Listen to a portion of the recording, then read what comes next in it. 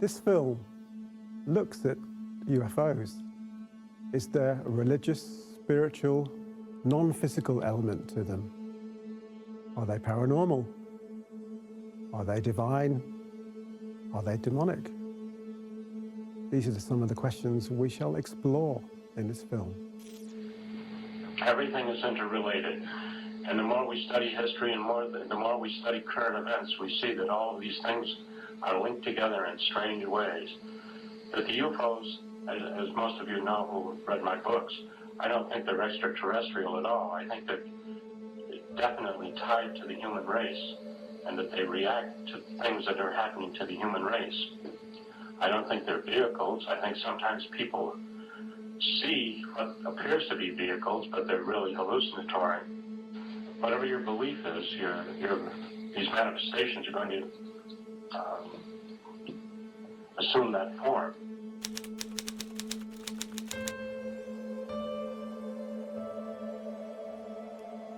A guy, UFOs as angels, as divine. What are your thoughts?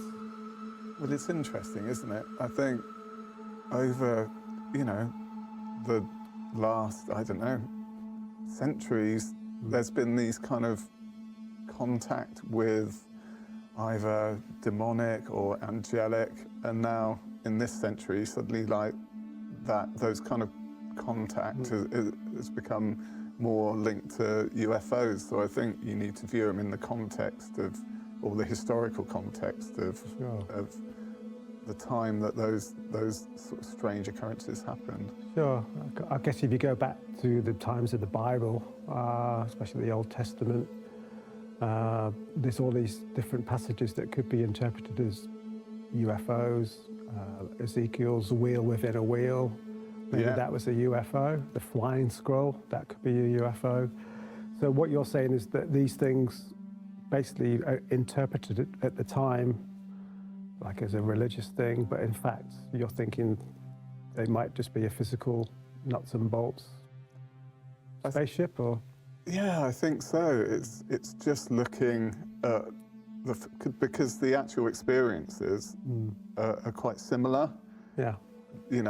From century to century, the same kind of experiences people have had, but it's just taking it and looking at it at that lens of that moment in history. So when religious fever was, or people were deeply, deeply religious, they're going to see these experiences through the lens of demons and angels, maybe. Whereas now, where we're living in a less religious kind of society, maybe the veneer of religion has exposed these experiences to what they actually are, which is aliens using, spaceships and technology. I think the whole nuts and bolts thing, and then from another world, is diverting people. It's the elephant in the room. It's diverting people away from what's really going on. I think because we live in a technological age, we call them aliens of extraterrestrial craft. 100 years ago, they'd have been demons and angels. I think it's no accident, and this might be about people's psychological makeup. I think it's no accident that alien abduction experiences in the recent past actually mirror people who met earth spirits, fairies and things like that centuries ago. And there are certain uncanny parallels, like if anybody tries to take something from a UFO or the fairy realm to prove where they've been and to prove the value of what happened to them, it has a habit of melting away when it comes back to our world. So in those circumstances, you would think that it might be a similar phenomena that produced the experience in the first hand. The reason people don't see fairies now is that they don't expect it. These days they see aliens, but it might well be that the bedrock of that experience is the same thing. So, I think people are interpreting. I think there are real phenomena that we don't understand. So I've spoken to people that say, well, actually, these are demons. The UFOs are demons, and they take the appearance the other way around from what you're saying. They're taking the appearance of UFOs and aliens as kind of deceivers, the cosmic joker, tricksters. Yeah. The the 1950s UFO researcher John Keel, famous for the Mothman prophecies, he suggested that there was an element of this trickster, this cosmic joker, this kind of demon that was playing jokes on mankind. It's attached to us in some way throughout our history, and has always played these jokes, and it will take the form of whatever just to confuse, just to irritate us, basically. And you know, he was the first person really to take aliens and UFOs and put them in a non-physical context. He called them ultra-terrestrials, like they're from a different dimension, a different world. And that's what people said fairies were.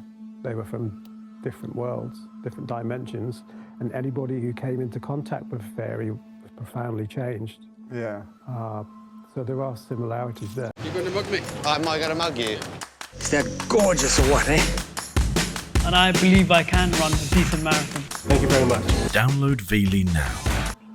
I believe very much in it. You know, are we alone? Are there alien races? You know, like most researchers go down that route. The nuts and bolts, mechanical craft, other thing. Over the years, I've maintained an active interest in researching it. I've read many authors' different works, like you probably have as well in your own research, and I form my own opinions. And what happened with me personally, I got involved with a guy called Reverend Paul Inglesby, and he was involved with who was then the Admiral Lord Hill Norton, who was quite prominent at the time, had an interest in UFOs, and basically they produced a limited edition. I didn't even say that. A limited edition little booklet here. Okay, back to front for you, isn't it? That's the UFO Concern Report on the Lord Hill Norton Initiative. Wow. And the basic of it was a closed circulation report that was sent to people of importance, as he put it.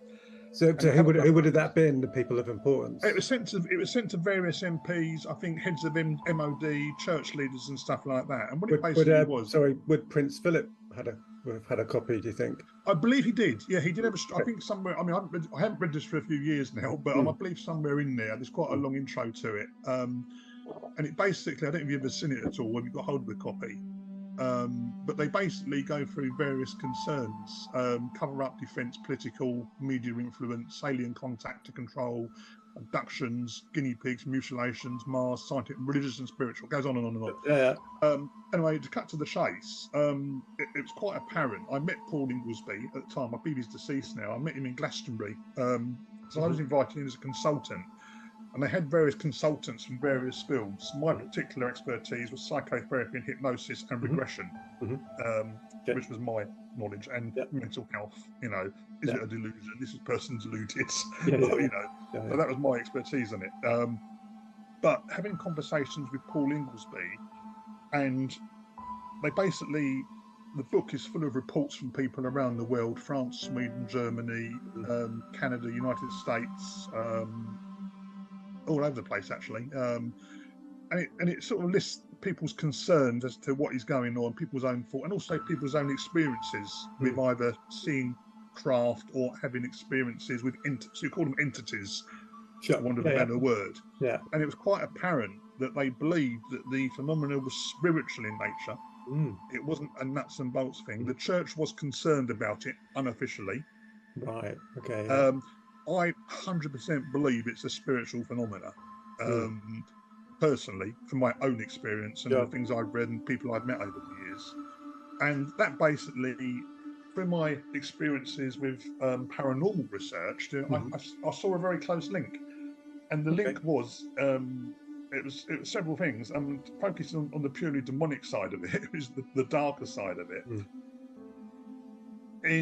Throughout history, there's reports of demons and angels. You can go way back to biblical times, angels, demons, fiery chariots, and every single culture in the world reports them. And they're also very similar in appearance, either reptilian in appearance or insect in appearance. Obviously, the most common UFO, I suppose, thing we would call nowadays is the supposed UFO grey alien. Which everybody knows, partly through Whitley Strieber and Communion, and stuff like this. That's the most popular image of an alien grey. But But if you go back into ancient history and you read about, you read about the story of alien abductions, none of them are very beneficial to the person involved. Sure. Okay. There's sexual assault in the middle of the night, Right. Yeah. and stuff like this. Yeah. And it ties in very much with ancient mythology about incubus and succubus, which are demonic entities that feed off people and stuff like this. Medieval times, if you saw a kind of light in the sky, you're going to see an angel, maybe. Absolutely. Well, there's a documented case in Nuremberg in Germany in medieval times. Yeah. People saw crosses in the sky in terms of like a Jesus cross. It's probably, you could say it was a UFO triangle, but they've interpreted it as a cross because that's, their religious fervor, I guess. Yeah. So, going back, to angels in the Bible. Angels by definition are extraterrestrial. They're not of this world, not of this planet. Yeah. They come from heaven, which again is extraterrestrial, it's out there. But these angels, they're always glowing. Why are they glowing? Yeah. What's causing them to glow? And like Moses in the Bible, he went up to get to the 10 Commandments, received them from God. When he came down, he was glowing. So quite clearly says that in the Bible. So it's like these, why is he glowing? What's he encountered? This divine presence, this God, or was it an alien? Well, we spoke about incidents involving what appears to be similar described objects going back to Victorian times, which there have been. And there's little doubt that if, jokingly I said, if we had the internet in the 13th century, we would be probably none the wiser, but we would have, the amount of sightings of strange objects then would have been brought to our attention. But of course, what people imagine in those days, particularly the medieval age, if you went around saying you'd seen golden lights in the sky, you could end up on the you could end up on the fire, couldn't you? It's just a shame that we've come all this way, and really, how far have we got without talking about other avenues of research that we've spoken to before? But I don't know. I just think it's important that people come and have a look and see for themselves. Yeah. The phenomena, as we all know, and of course eminent ufologist Jack Vallee, the brilliant man himself, has considered this. And I think that, we're not jumping on the bandwagon, but certainly with research shows us that the phenomena seems to be one step ahead of where we are. It will never give what it is. It'll tell lies to people that are within their presence, say whether or not it was the fairy folk back in the day, or the Venetians, or and now then the Space Brothers, and then the Greys.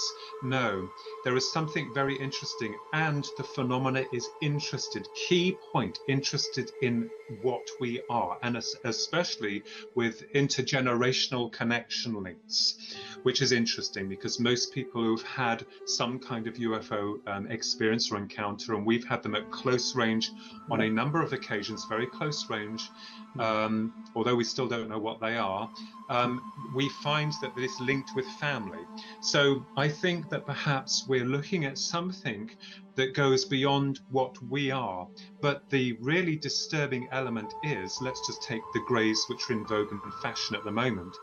They seem like they don't die. I know that we die, and we have to question the spiritual component or the conscious component that seems to surpass this matrix. But they seem to be on this program, and my argument and my research is, what is it that they want? What are they looking for?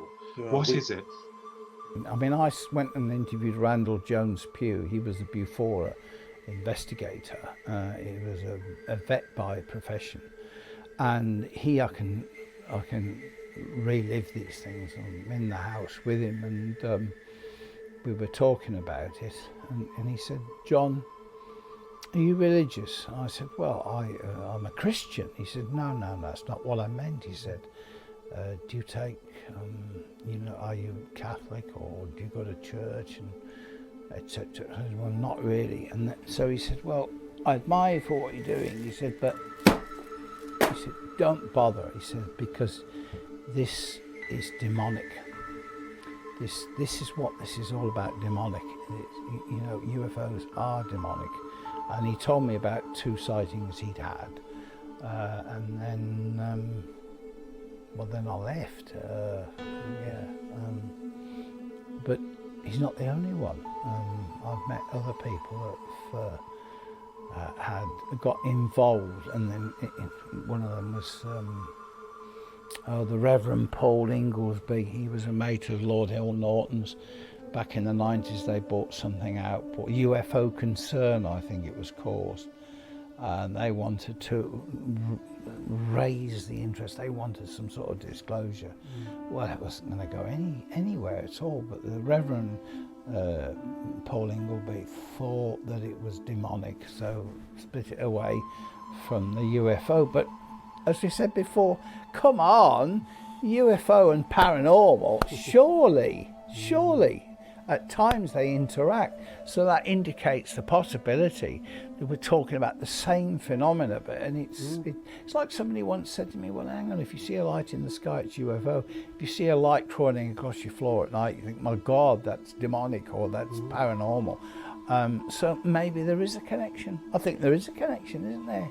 I tend to go back to the John Keel, these ultra-terrestrials, these cosmic jokers, these tricksters that have always been with us. That's part of the human evolution, if you will. It's always been attached to us. I think they could be lurking in other dimensions, which is physical things, but we just can't.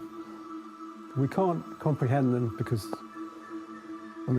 they could be all around us in terms of popping in and out of existence. But due to what we can see in our visual frequency, what we can understand, unlimited brain capacity, I guess. Yeah. Will we ever get to it? And I think you made this point earlier that maybe we never will, and maybe by investigating these things like people have done, you just either you end up crazy or dead. Yeah. And, I know. Will we ever get an answer? Now, I think these entities are demonic and masquerading as all sorts of things. They're masquerading as angels, they're masquerading as... Yeah, sorry, let's go back to what do you mean by demonic, I guess. That's my next... Well, the thing is, I suppose if you go back to demonic, the first thing you've got to ask yourself is, do demons exist? Yeah. And this is where people start getting incredulous, because obviously, you can go back through way back in time, and there's all sorts of, we were very superstitious. But the fact is, the Vatican still trains exorcists. Yeah, I know. So if demons don't exist, why would they train exorcists? Yeah. They would just say demons don't exist. But I see what you're saying. You're coming from the kind of ancient alien view, which is these are the same spaceships we're seeing now. They were seen thousands of years ago, interpreted in different ways as divine or demonic. Whereas in fact, you're saying they could be nuts and bolts craft. Yeah. The experiences appear to be very similar. So, that paralysis being kind of like, I think there's like generally or often a kind of sexual theme to it, or Well, yeah, the incubus, succubus, we're seen as demons, sexual demons. And then the UFO experience, you've got, female eggs been taken, sperm been taken from the man. Betty and Barney Hill had some of that, the first documented UFO case. So, yeah, maybe there's something to it. 3 former chairmen of UFORA, which is the British UFO Research Association, all of them were convinced that UFOs were of demonic origin and not nuts and bolts craft. Roger Stanway, who was one of the heads, resigned in 1976 and became a born-again Christian, and allegedly said, "I believe the UFO phenomena has satanic origins." Certainly, one should never get wedded to a single point of view. And although the extraterrestrial hypothesis is the one that's most deeply embedded in people's consciousness when it comes to the non-conventional explanations for UFO/UAP, It's frankly, it's only one of a number of competing theories: interdimensional, time travelers from the future, demonic. One of the most interesting things in the June 25th, 2021 preliminary assessment of UAP, published by the Office of the Director of National Intelligence, was the statement that there's likely not a single neat solution to this mystery. Chances are there are a number of different things going on in parallel, and that may well be the case. So, as crazy as it might sound to some, for example, there is, and of course this is in your film, there is a faction within particularly the US government, but I've seen it in the UK as well, who believe that UFOs are demonic.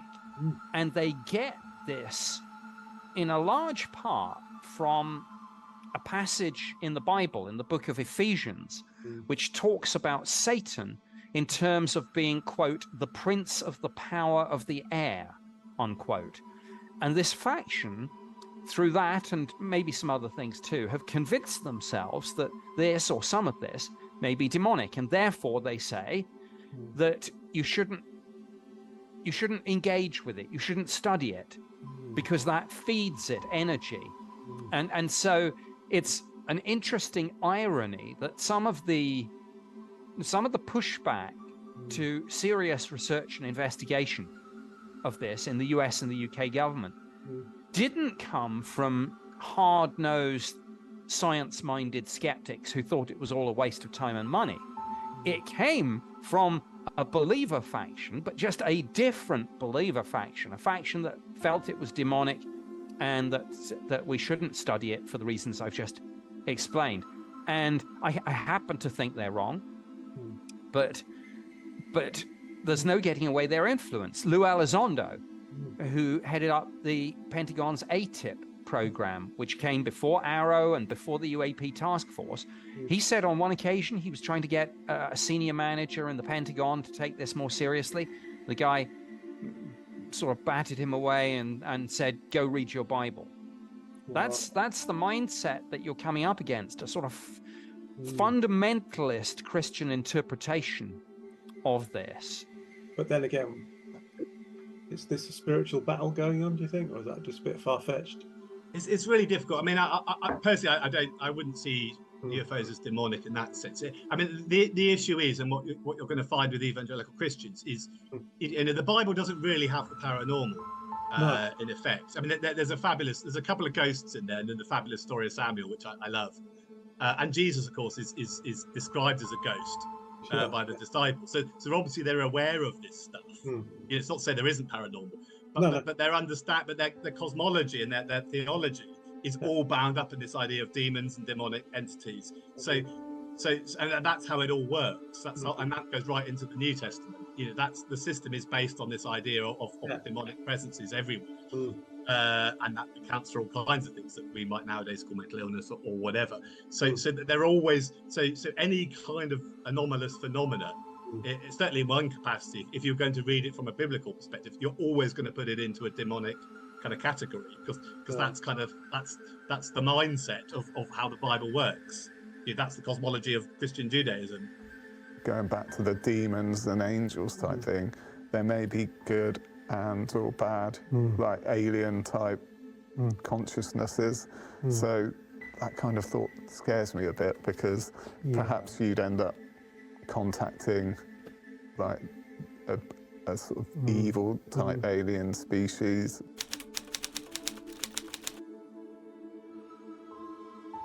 I think the UFO phenomena, the paranormal, are linked.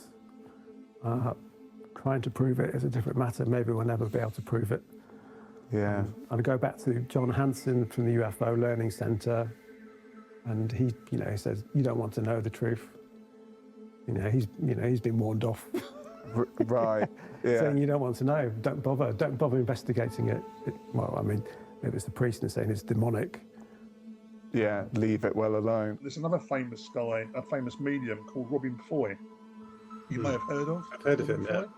Yeah, he ran a thing called the Skull Group up in Norfolk. where they were doing experiments with physical phenomena. They're trying to create physical phenomena in a seance situation. Sure. And they believe they discovered some sort of new energy and can manifest stuff. Right. Okay. And Robin Foy wrote a book, I think it was called Beyond the Impossible. It's a really thick, about 700 pages long. It's quite a heavy read. But, funny enough, there's one single picture in that book of a entity that manifested to them, and it's the almond-shaped head with the big black eyes again, the alien grey. But they didn't call them aliens, they called them entities. But that's what, as I say, when I originally spent time in the forest with Brenda and others, people used to come up to me and say, "Oh, did you just see that golden orb coming up the forest floor, or that thing in the sky?" And I thought to myself, "Oh, did you see it?" Oh, I thought to myself, "My God, they're imagining it." And then I saw these things myself and even photographed them. What were they? Sorry? What were they? Well, I don't know. Okay. But what did they look like? Sorry? What did they look like? Well, orbs floating a few feet off the floor, crackling with energy near Left at Eastgate. On the 27th of December 2000, I filmed, we were in the forest then, suddenly this thing appeared in the sky and began to rotate over Capel Green. So we filmed it, and I've got the film here. It's gone out many times, but so I can't explain that. And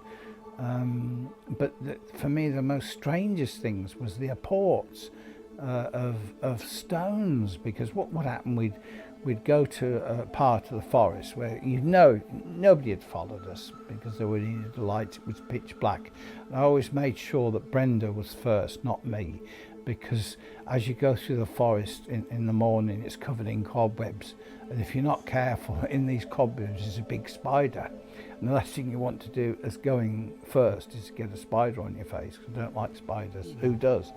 But Brenda used to go first, and there was a party of about 6 or 7 of us, and then we'd stop, and then we'd sit down, and we'd just, I don't use the word meditate, I think we'd just sit down there and be quiet for a few minutes and just relax, and then it would be black as hell out there, pitch dark, and then suddenly you'd hear something go thud onto the floor, and you'd sweep your torch around, and you'd see, you wouldn't see the stone that had fallen, but because there were stones everywhere, but you would then touch the stones, and one of these stones was so hot you could hardly handle it. Now, what life force, energy, or power, what do you want to call it, could move a stone like that and drop it near you? And they were quite common, those. Personally, I think they're interdimensional. I mean, I'm just making some notes. I was writing down some notes this morning. I have to read them, because I can't remember. My brain's not brilliant. I put here similarity between demonic encounters and alien encounters is quite astounding. Both can appear or disappear at will in an instant. You get that with alien encounters and demonic encounters. Sleep paralysis, or the inability to move, is common in both in the middle of the night, where something comes into the room. Alien encounters, demonic encounters. Images are projected into your mind of the end of the world scenarios, atomic war, destruction, blah, blah, blah. Common to both. Levitation is common in both. In physical mediumship, which I have some experience of, I've seen tables float around the room with no apparent means of support. Through an energy of some sort. A reptilian or insect appearance is common to both. I've got here. Raping and sexual molestation. Would a beneficial alien presence really subject anyone to a forced rape? No. That to me, I can't see how people can say, "Oh no, they're concerned for our welfare." Really? I'm just trying to. So you think that is there a connection between paranormal phenomena and UFOs? Yeah, I think there is a connection.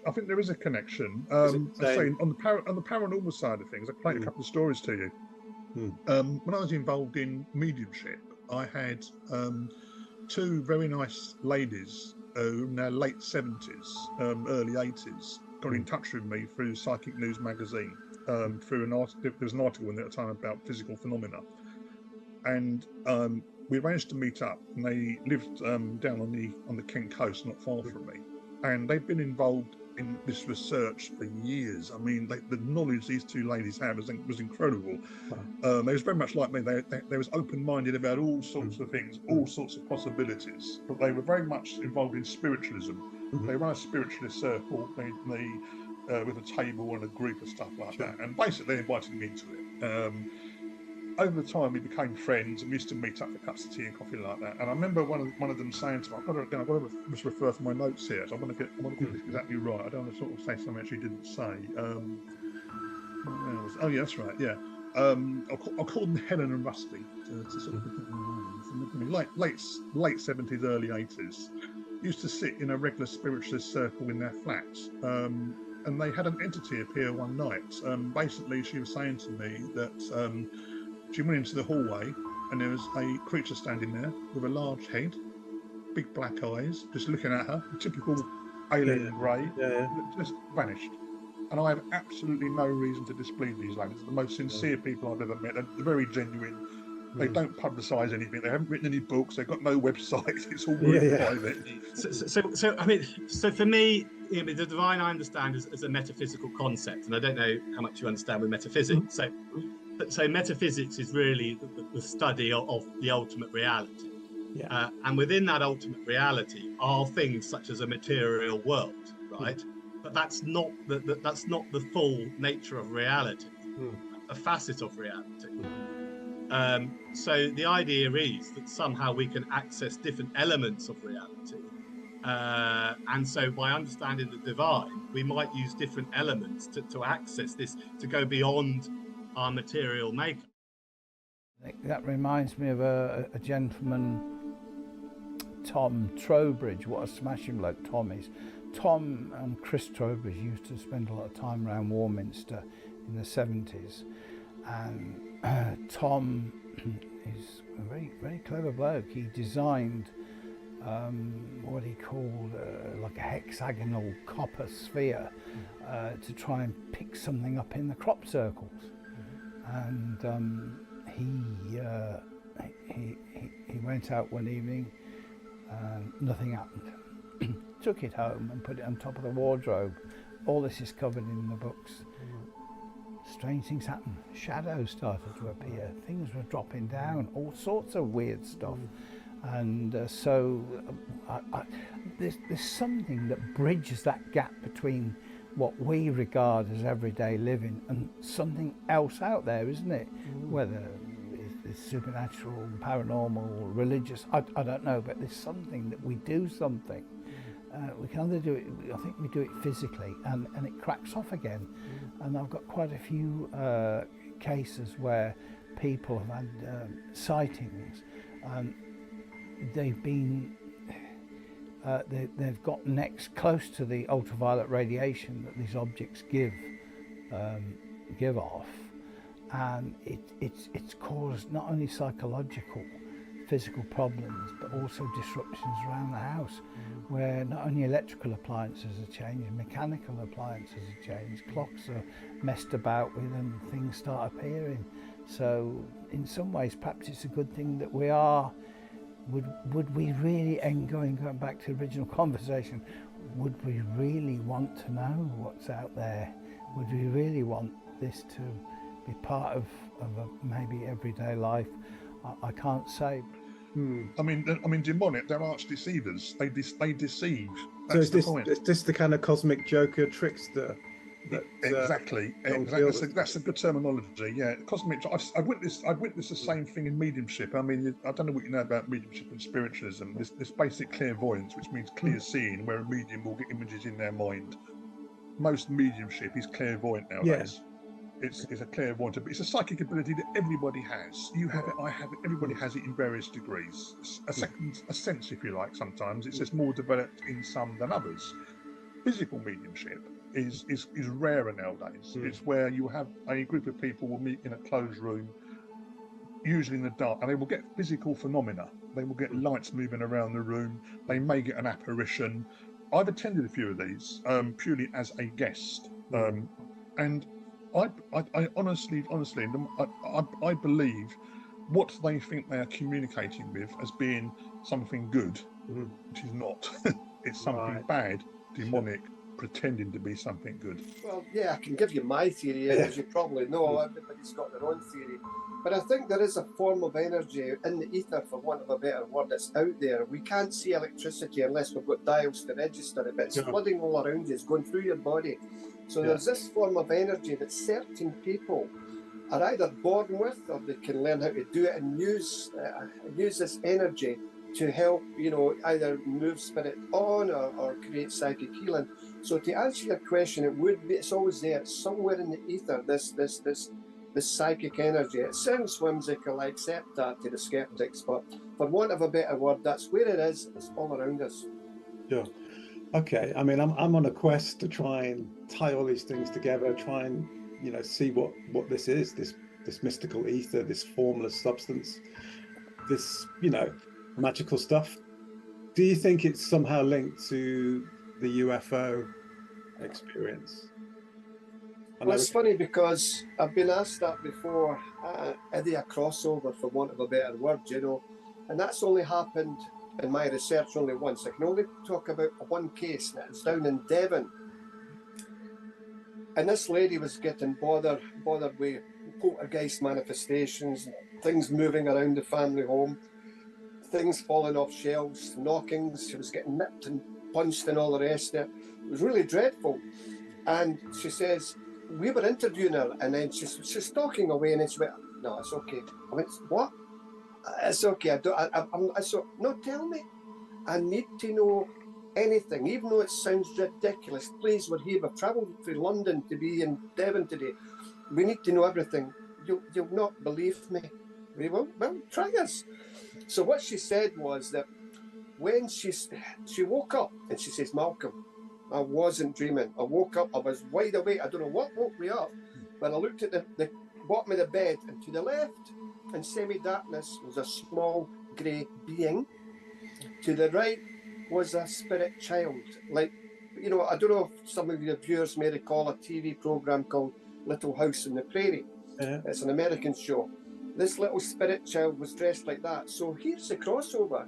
My goodness me, we have a small grey alien in that room, in that side of the room, and then a little child there. And whilst I'm aware of other similar stories, that was the first one that I became aware of. Now, it's fair to say that that family home in the surrounding area, which was a farmhouse out in the sticks, had seen a lot of UFO activity as well. So that just wasn't a one-off, And it makes me wonder, are they truly a crossover? Some of these UFOs are flitting in and out of the sky. Does that mean that they are coming from different dimensions, as French physicist Jacques Vallée would suggest? Yeah. So, John, can you tell us about the Broadhaven UFO? Well, I can, yes. First of all, this is contained in the January-February 77 file. So before we get to actually the incident that happened on the 4th of February 1977 at Broadhaven County Primary School, when the kids saw, well, it gives the game away what the sort of thing they saw. But this is just January. There's a lot of interest around the Wales area with reports, but right. Seriously, these are the images these are original images taken by the kids. Wow. Yeah, and on the back is some rough information.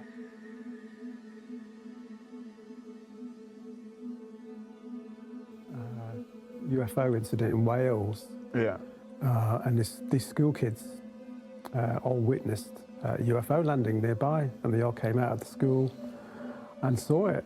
And what was amazing about it, they all went back to the classroom and drew independently what they saw. And so these amazing childlike drawings of this UFO craft with occupants coming out of it, and they all kind of tie up. And why would they why would they make it up?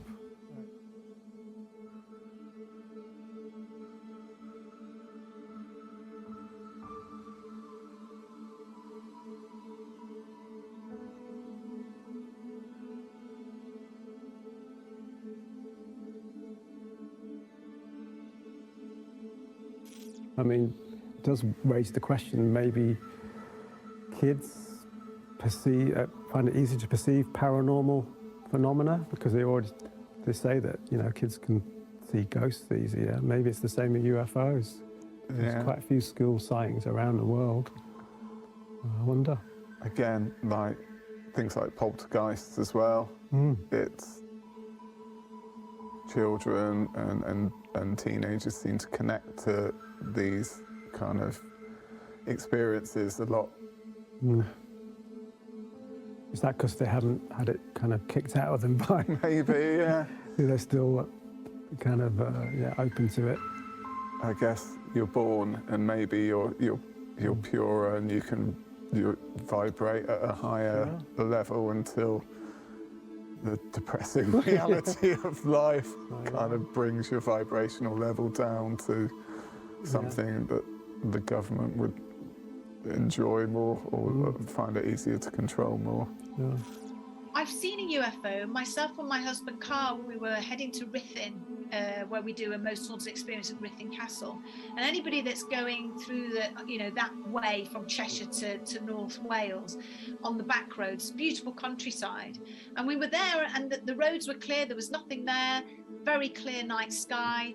And we looked up, and Carl slowed the car down, and there were two lights in the sky, and one was above the other. Now, normally with aircraft, you'll see like a flashing red light or orange light, won't you, or whatever. There was no flashing lights whatsoever. And we slowed right down, and they were hovering there, and we thought, well, are they, what are the lanterns that people have? Chinese lanterns. Yeah, are they those? Then we thought, is it a helicopter? Because they were hovering, but again, we didn't see any flashing lights. And we thought, this is really odd. They're just hovering there. And then the most extraordinary thing happened. They both, at exactly the same time, just whizzed off at such a high speed. It was not possible with any flying. It just wasn't a plane, wasn't a helicopter, nothing. And we both experienced that. And quite a lot of people have experienced things on that route. Well, you know, like personally, I was a child in Warminster in the 70s. Oh, wow. And yeah, I remember as a child being drawn out of my bed down the stairs, floating, and there was a glowing being, blue glowing humanoid thing that was there, and I was being drawn towards that. And again, very tangible, very real. I think all these people's experiences, they describe it as, because the first thing that people say is this a dream? And you know the difference between a dream and a tangible, real kind of experience. And so glowing humanoid type, or it's definitely a kind of a connecting kind of theme across all these experiences, or Sure. I mean, my own experience when I was a child, I had this face appear on the wall, a bit like an angel coming to warn me, but you know, giving me hope that everything would be all right. It was like this blue shining light on the wall, kind of opened up like a portal. Wow. I interpreted it at the time as an angelic experience. My idea is that they are perhaps interdimensional. I think that is the closest that we can get to it. And people tend to try to say, well, you know, interdimensional is like ethereal, or it doesn't have any substance to it. Well, think of your mobile phone. You've got the physical hardware and you've got the signal, which is the phone. Both of those operating on different levels of what we call our reality, one in our reality, the other not. and both can interconnect with one another. So my idea is that this intelligence, or this force, whatever's behind it, is able to integrate itself or mold itself into our reality. Quite where they're coming from, we're not sure, but they must be coming from somewhere. And this is something that's very fascinating. And not just that, but we have information, or we're probably basing our assumptions on loose whims at the moment of investigations and whistleblowers, but there are different species. So my argument's always been, where are the aliens? If there is a pub somewhere, Mark, that they're hanging down, let me know, because I'll be down there to meet them and have a chat with them. So I think when we look at the multi-complexed phenomena, UFOs in one box, aliens in another, dogmen in another, Sasquatch in another, where are they? And why do these areas promote these levels of high strangeness? So I'm not sure of whether or not when the UFO comes into our reality, it seems to affect the space around it, distorting both space and time, allowing for perhaps other dimensions of reality to interlock with ours. So there seems to be some sort of link between UFOs and the paranormal. Because what they saw, these lights, you could say the UFOs, but if people see a light in a haunted house, it's a ghost. Yeah. And he makes that point as well. If there are similarities between UFO experiences and ghost experiences, I think. So I just wonder whether science, spirituality, religion will ever kind of combine in a grand theory. This is what this film's trying to do. Yeah.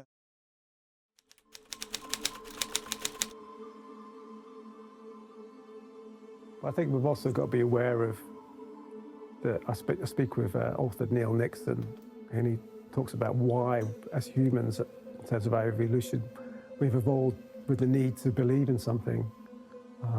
That came from an evolutionary standpoint, and the fact that the peoples that had a god or something like that to worship, and the crops failed, it was easy for them to make a sacrifice and get through, and that's how they evolved. And so it's been part of the human condition, and that's why he says mystery matters, that we need this urge to believe in something higher than ourselves.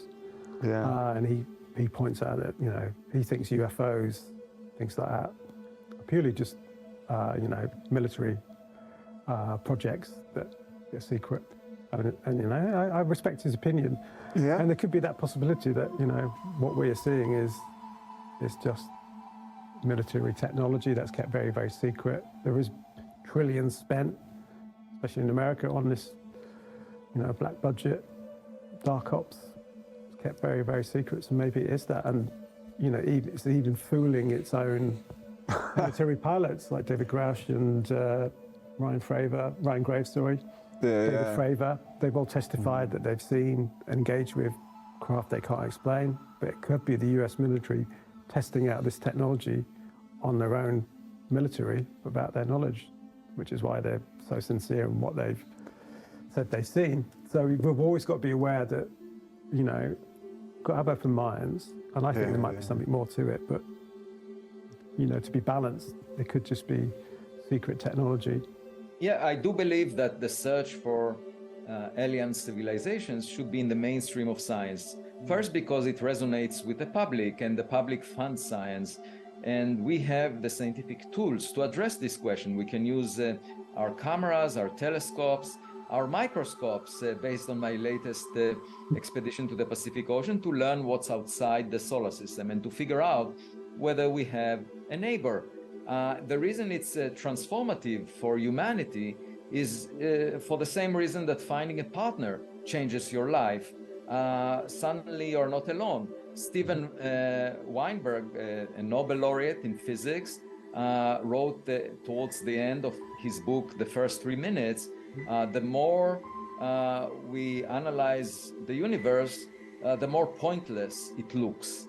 And to me, that's a sign of studying lifeless objects, objects like elementary particles, radiation, stars, black holes, and so forth. However, the minute we find a partner that is just like us, conscious and intelligent, it will change our perspective. Suddenly, the universe will not appear lonely anymore. And moreover, we can learn from our partner. We can grow in our perspective. As of now, we are investing $2 trillion a year on military budgets. If we were to realize that there is a third dimension out there, that there is much more real estate in space than there is on Earth, we might decide to explore space. And if we were to invest $2 trillion a year in space exploration, after listening to the words of John Lennon, imagine all the people living in peace, then I calculated we could reach all stars in the Milky Way galaxy by sending probes to them, billions of them, within a century. The probes will get there within 1 billion years, but we would at least approach those stars within just 1 century. And if there is a more intelligent civilization out there, my hope is that they did it already, and we can just look at our backyard to check if any of their probes reached us and learn from those. AI being on that massive acceleration curve, it might help us find some of those answers quicker, or I don't know. I mean, things like the technology around alien spacecraft, AI might be able to understand it better. Reverse engineer. Yeah. So for the US military does have downed UFOs, want of a better word. Has it used AI to back engineer it? Maybe that's what we're seeing. Yeah, it could be.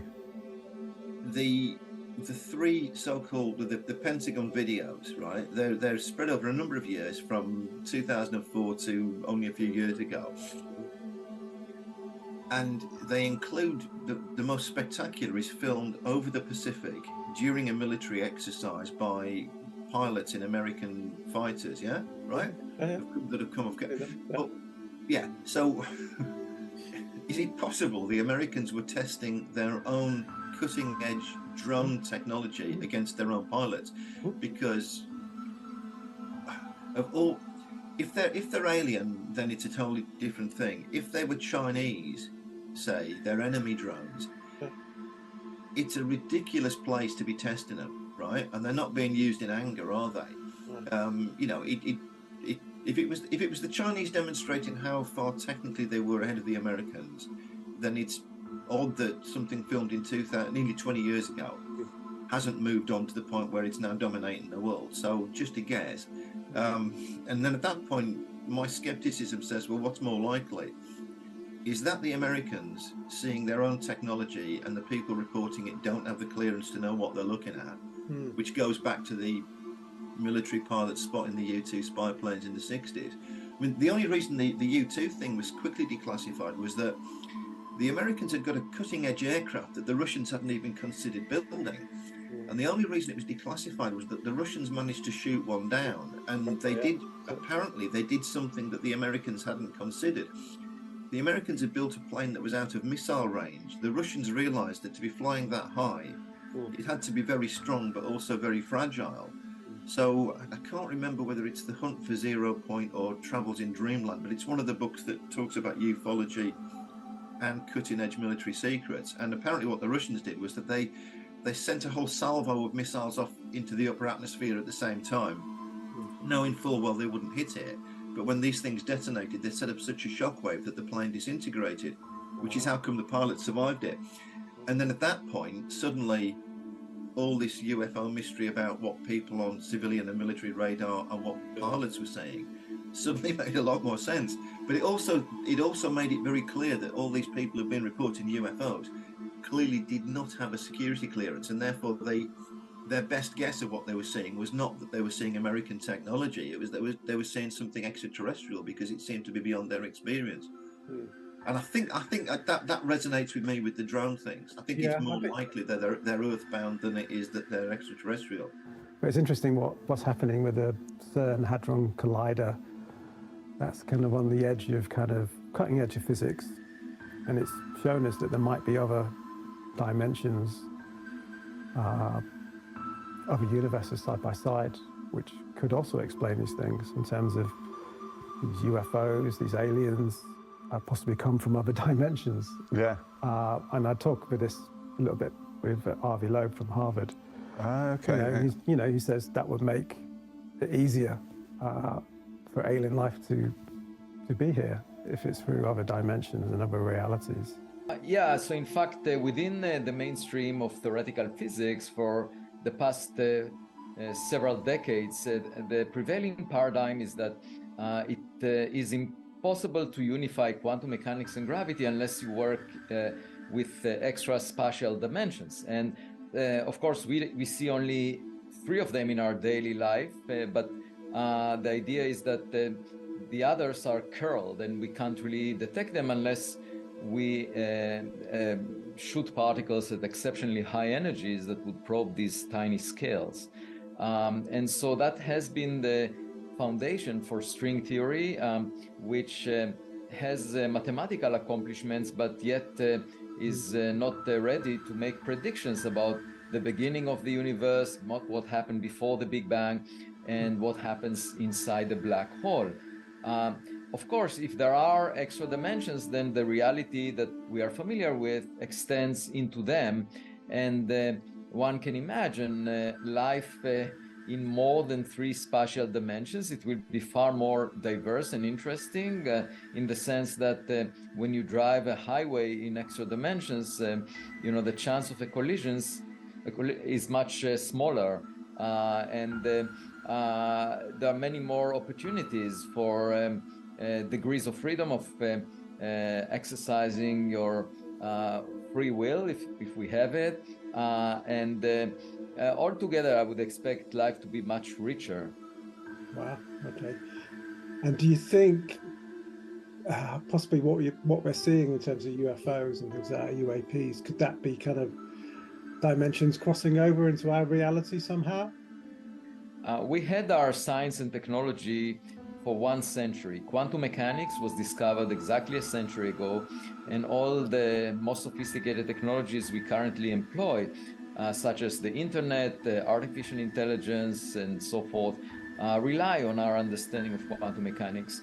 So one can imagine that the process of learning is incomplete. In fact, there are several major puzzles in modern physics. What is most of the matter in the universe? We call it dark matter. We don't know what it is. What happens inside a black hole near the singularity? We don't know what happens. What happened before the Big Bang? These are some of the examples, but also we don't know whether we are alone or whether there are other technological civilizations. But one thing is clear, that most stars formed billions of years before the sun. So if another civilization like ours existed billions of years ago, they had much more time to develop their science and technology. And it is possible that they would be able to figure out if there are extra spatial dimensions and take advantage of them using quantum gravity engineers. And what that means is that, if their technology is able to reach our doorstep, we would be at awe, because it would represent something we don't possess, we don't understand. Just like a cave dweller coming to a city like London or New York and seeing all the technological gadgets there, there would be a sense of religious awe, and we wouldn't fully understand what we are looking at, especially if one is dealing with the effects of quantum gravity that we have no clue about. So definitely, yes, one way for us to realize that we are not the smartest kid in the class is by encountering those technological gadgets that were produced by more advanced civilizations, and they may very well represent effects of quantum gravity, extra dimensions, things that we currently do not fully understand. When I was doing my undergrad in psychology, and I was really interested in consciousness. And, I feel like the single greatest unsolved problem of psychology, perhaps of the whole human race, is Chalmers' hard problem of consciousness. And nobody can work out where it comes from, what it is, what it's made of. And I started to get this idea that maybe it was much smaller than we ever perceived it to be. Maybe it was right down into individual particles, if you like, or molecules. And then once I started to consider that, I went, okay, well, we've been looking at this the wrong way, because macro large systems are governed by classical physics. Very, very small things are governed by quantum physics. And once you started to look at things that we would deem paranormal, like ghosts, you know, things that can blip in and out of existence, things that seem to behave strangely, or their time seems to behave strangely, suddenly it started to make a bit more sense. And I think over the years, instead of coming away from that, I've come closer to it. As science has started to progress, we've started to potentially be able to show that consciousness is individual, or built up of a component of individual particles. And we know, we've now proven entanglement, what Einstein called spooky action at distance, so that we know that things across vast distances can still interact at the same time. And so I think that, for me, although a lot of the paranormal can be explained in terms of physics, it doesn't make it not paranormal. It still is. But I think a lot of the strange things that we would call magic or ghosts or poltergeists, are actually just the inherent strangeness of quantum physics. But then also you've got other paranormal phenomena, which might be people's belief in things like cryptids or, you know, creatures, and that's kind of more into the sort of mythology area, and that's sort of like paranormal, I guess, you know, zoology essentially.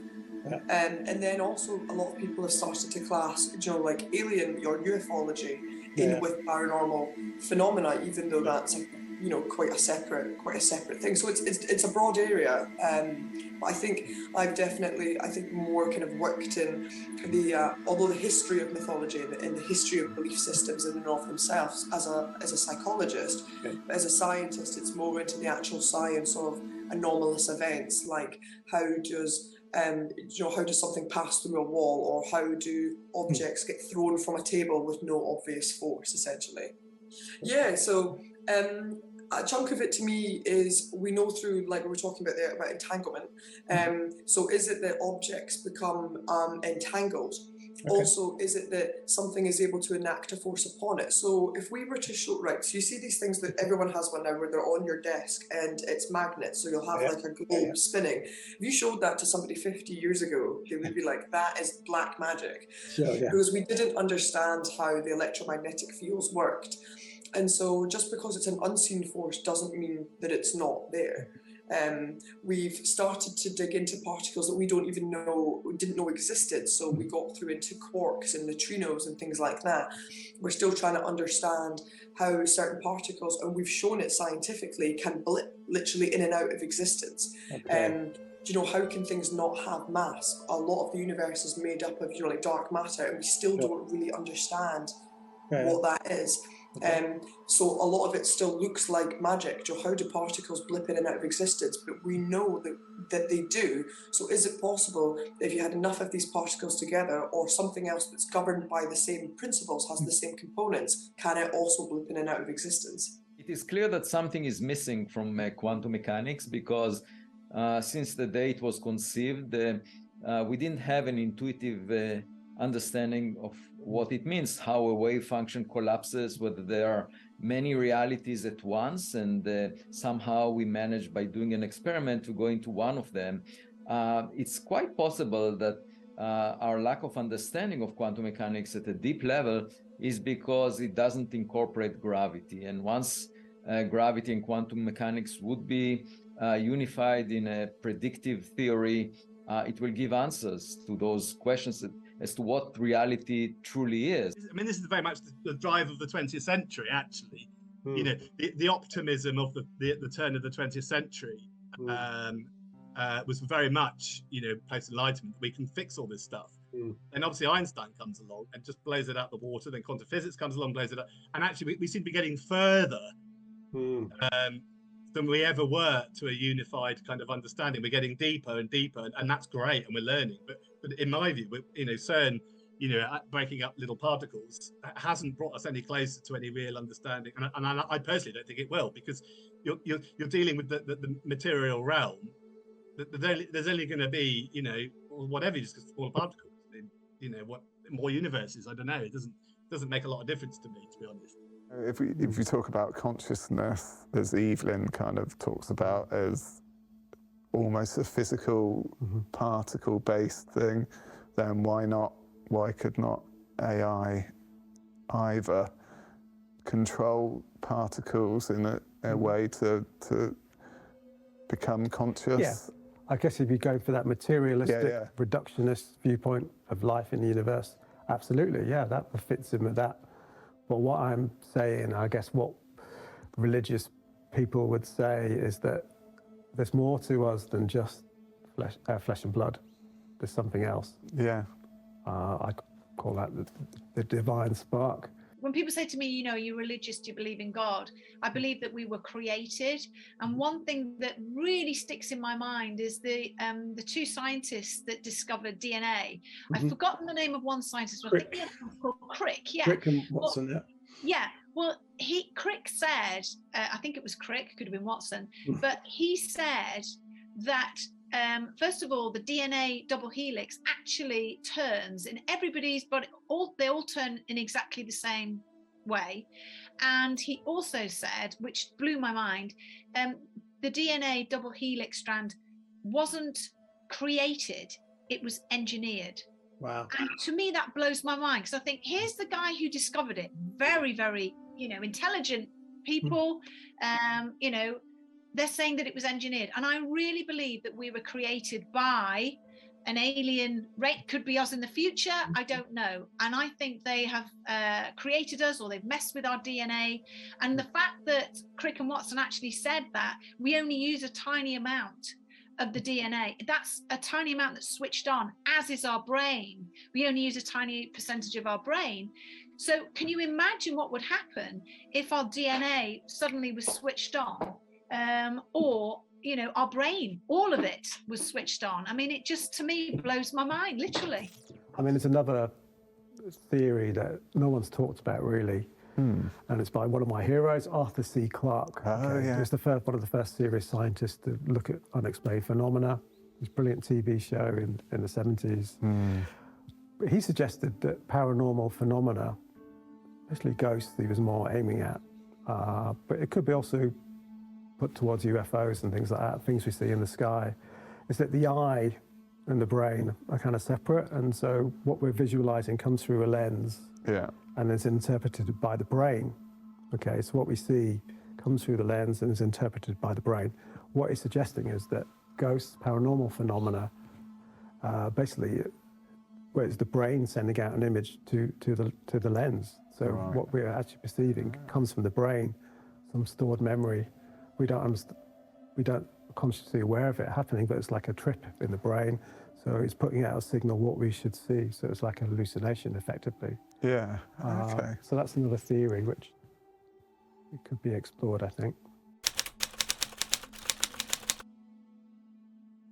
Well, it's the CE5, Close Encounters of the Fifth Kind movement, which Dr. Stephen Greer has been promoting, which says that, we can all contact, this sounds crazy, isn't it? We can all contact these aliens just by using our own consciousness through meditation, getting together, meditating together. And you can put out the image in your mind of you directing, say, a UFO to come and visit you. And, there are some cases documented on film where allegedly this has happened, which ties into this kind of psychic internet thing that we've got access to, other life forms in the universe have got access to, and that's how we're communicating with them. One of the experiments that we had performed to see whether or not we could summon something within the forest happened on the 8th of June 1998 at precisely 10:15 p.m. at night, and we did what we considered then was, and we didn't really know much about it, was a CE5 initiative, and it worked. We summoned a UFO. So that was through basically sort of meditation, is that right? That was a week prior to our visit to the forest, because it takes us roughly around about 2 hours to get from where we are in Bedfordshire to Suffolk. This was in the preceding months and years of investigation within this area of high strangeness. And so we had performed what they call a psychic experiment, and it came about by the idea from Karen Carpenter's song Calling Occupants. And I thought, I wonder if that's possible. And as God is my witness, that's exactly what happened. on the 8th of June, 1998. And it's an experience that I will never forget. And people say, well, you know, I want evidence.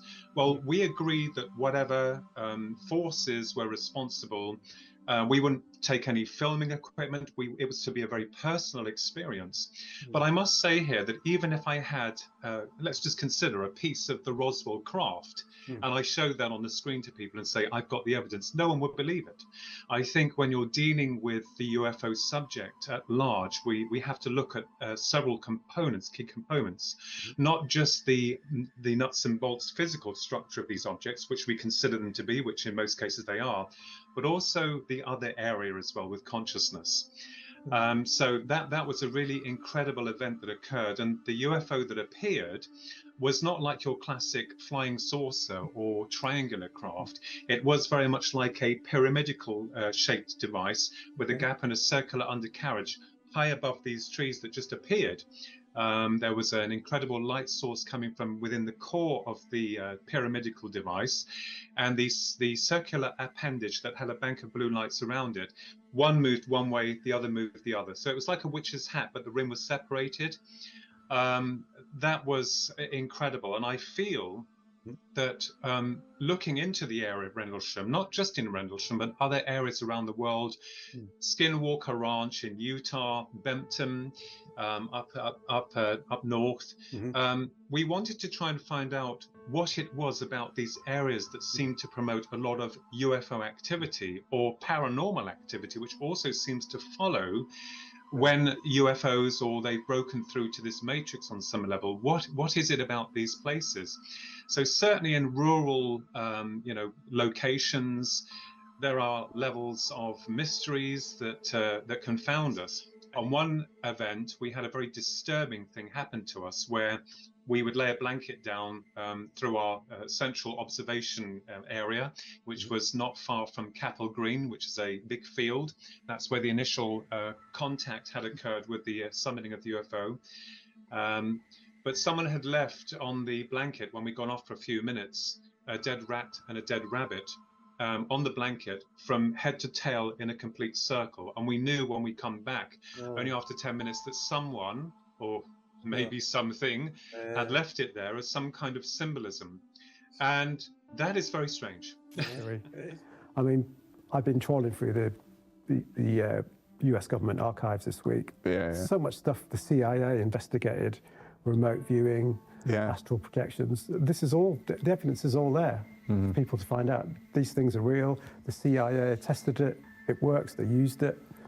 There's things that can't be explained. How does a spy in America access a place in Russia just by lying down, going into meditative states, but then accessing information that's been verified it was correct? How is that explained?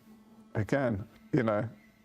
And this is the CIA, it's not some guy from YouTube. You know?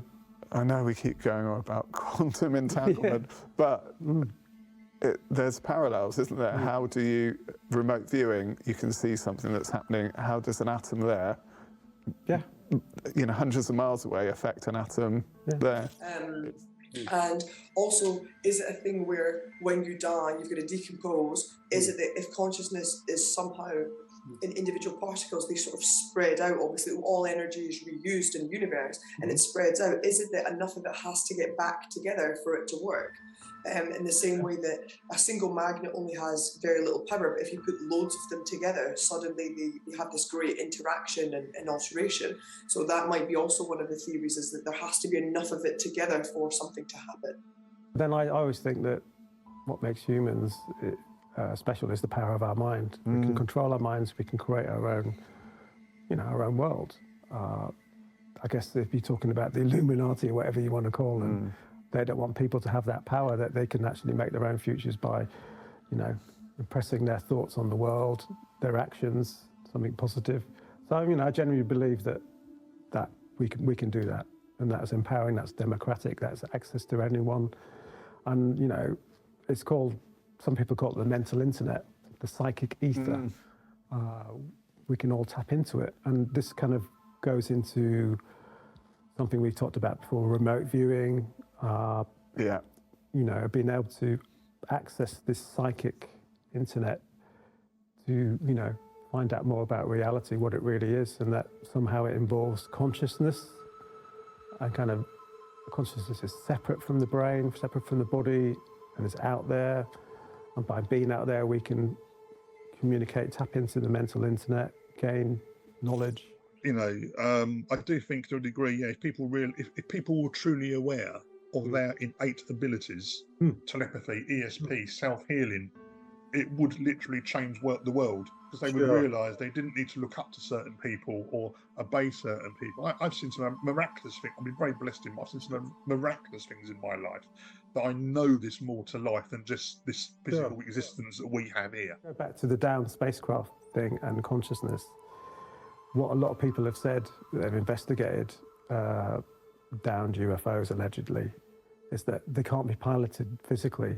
There's some mental thing to it. The CIA and the KGB were both investigating psychic powers, because they wanted to be able to power these craft, which they couldn't physically do, and they were convinced that they could only be powered by some sort of mental force, which is why they, you know, enlisted like the likes of Uri Geller, who was tested by the CIA, was found to have these powers.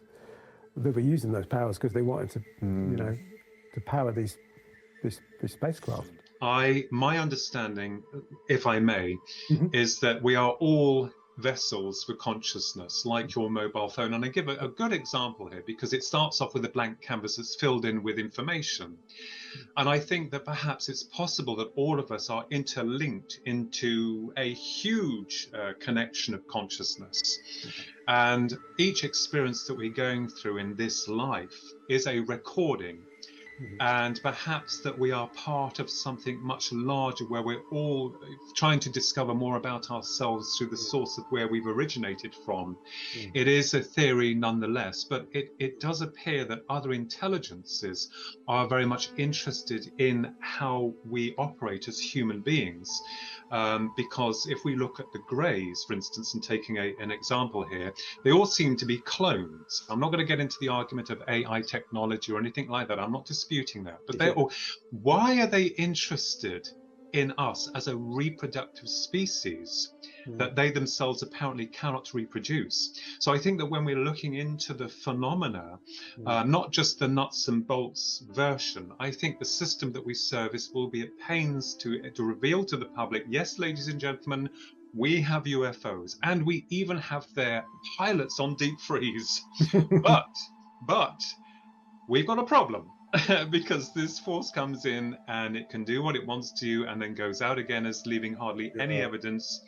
And I think that will freak a lot of people out, those that aren't like yourself and many other good folk out there, with some kind of level of understanding and a curious mind. I think that is something I think the system will be at pains to reveal to the public. And mind, I mean, the brain is merely an amazing organism which allows the consciousness to flow through and record.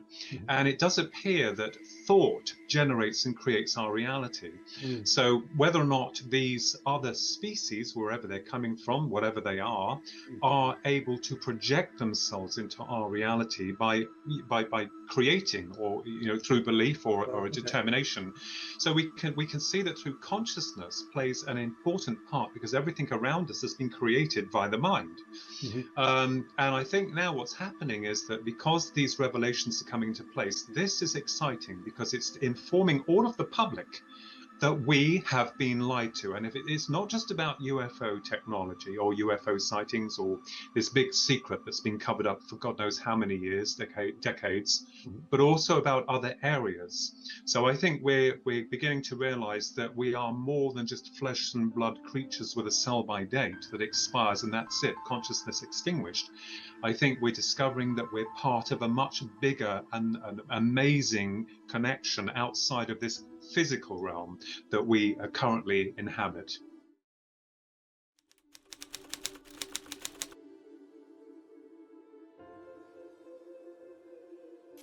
You mentioned that there's a wave of UFO activity associated with collapse in the economy.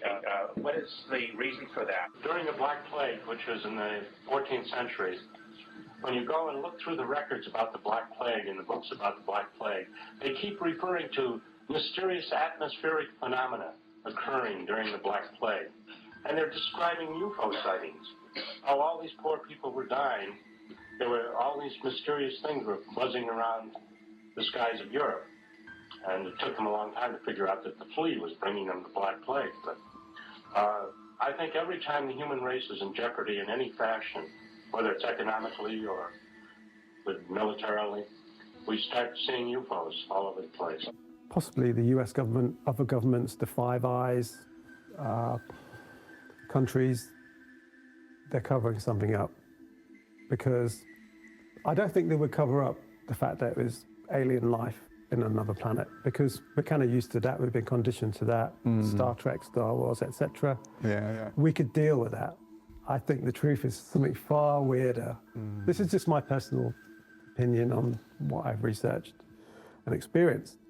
I think it's something far weirder, and that's why they want to keep a lid on it, because it would just blow our minds if it was other dimensions, if it was demons, if it was something far weirder than life forms like ourselves. That's possibly why they're keeping it secret. Maybe they can only access the divine through humanity. Yeah. The only way to God is through us, the Creator. Yeah. The UAPs, I did one on the UAPs, and I think the UAPs are man-made. I think the whole thing's a scam. I don't think they're alien at all. No. I think it's man-made technology that they are passing off as extraterrestrial technology as another blind smoke and mirrors. They want us to believe in aliens to keep us, distract us. Yeah, from the reality that it's Chinese drones, it's whatever. Yeah.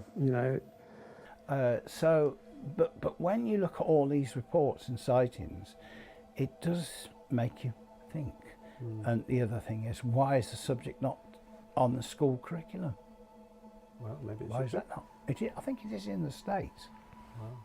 Wow, but yeah, so all I'm trying to do is educate people. I can't give any answers, but it is, as I think as Gordon Creighton said, it is one of the greatest phenomena of modern day times.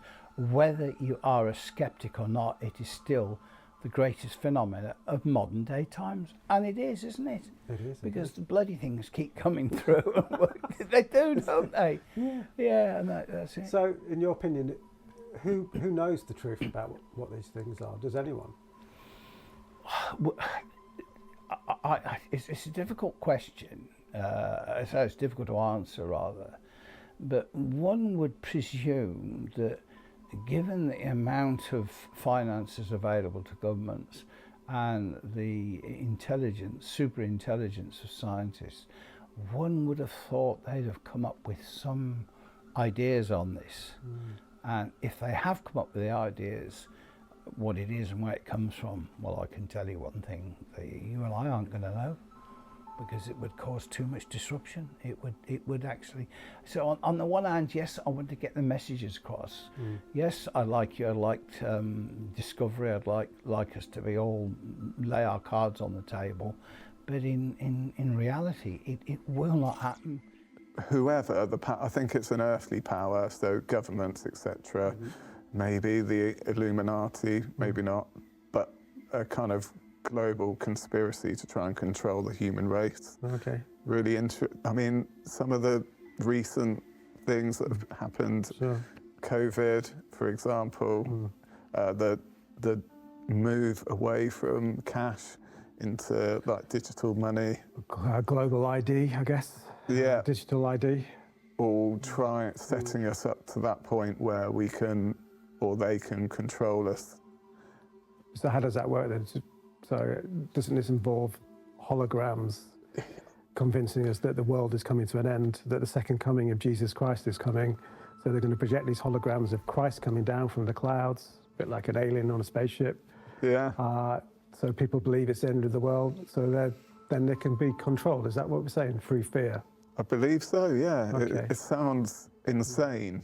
Project Bluebeam has been around for many years in terms of rumors circulating on the internet, and like all like all good conspiracy theories, it probably does have a few roots in reality, but probably not in the way that most people think. Simply put, Project Bluebeam is the idea that through a combination of maybe holographic projection technology, Hollywood special effects, and government or deep state spin and manipulation, you could create a false narrative. And the two examples that have been given are you could create basically a false flag alien invasion or a false flag second coming.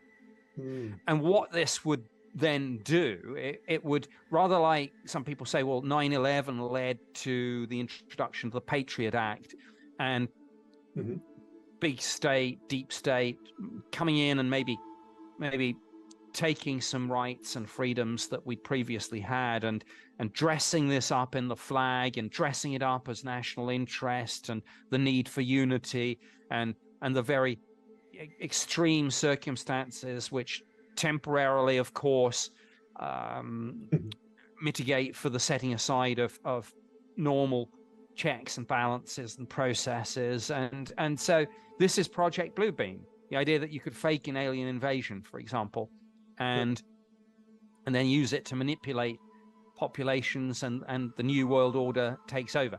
I don't, frankly, believe it as told, but self-evidently all these things in their separate components do exist. There is holographic projection. We don't yet know how good it is because a lot of that's classified, but one hears rumors of the so-called ghost gun that can create very realistic portrayals of things. And of course, we all know spin exists in government. And of course, we've seen during COVID the way in which entire populations are manipulated, scared. I mean, fear is the key. Christ is a kind of universal like trope almost, that everyone understands it, and I think people, if they're controlled to a certain extent, would quite like to believe in that, and that everyone knows the name Jesus. So okay, so it's a bit like an alien invasion, but with Jesus coming down from the clouds. Yeah, to put us all into fear. I think it will come in small drabs. I think we're going to hear a lot more about what people are revealing, but again, it won't be enough to convince the masses, because I don't think anything will today unless they did present themselves in our skies for all to see. And even then, people will say, oh, it's holographic technology, it's a faked alien invasion. So you can see how much this up here, we have to try and keep it grounded and not running off with all these other people with their thoughts and so-called conspiracies. Not everything is a conspiracy. I do believe that certain whistleblowers are telling the truth. They have nothing to lose. Not all of them, but certainly a lot of them. So it is interesting to see where this is going to lead us in terms of revelation. But main reasons I'd be skeptical. First of all, David Grush's claims aren't that new, and if you look into the history of ufology, there are certain watershed moments when apparently the most defining case was in front of us and we could do something about it. And so, for example, the Washington overflights of the 1950s, definitely claims about Roswell. There are the alien autopsy movie that some people believed in the mid-90s. They've all fallen apart or just disappeared. This is the quest. I'm on a quest because I passionately believe that there is something unexplained. There's more to life than material reality and atoms. There's something else. And I think that something else could be used for the benefit of humankind, and not just for the few, not just for the rich, not just for the US military. What I don't understand is, are they covering it up because they don't want to scare, what would be more scary is telling people that angels and demons exist. I said this, we've got something that they need. Maybe that's it. Maybe it's our souls. Seriously, I did investigate I was on quite a few murders, and This fascinates me because I know here we are talking about something like this, and we want answers, you know. And I just think, are we ever going to get those answers? And in a way, if we did get the answers, would that be actually what we want? Think about it. We'd probably be changed people, wouldn't we? We've got the convergence of many things. We've got the advancement of AI. We've got the Hadron Collider, back to explore different dimensions. We've got disclosure in America. These are massive things all coming together at the same time. Is it coincidence? So maybe what's visiting us is not actually alive, it's AI. AI, future humans.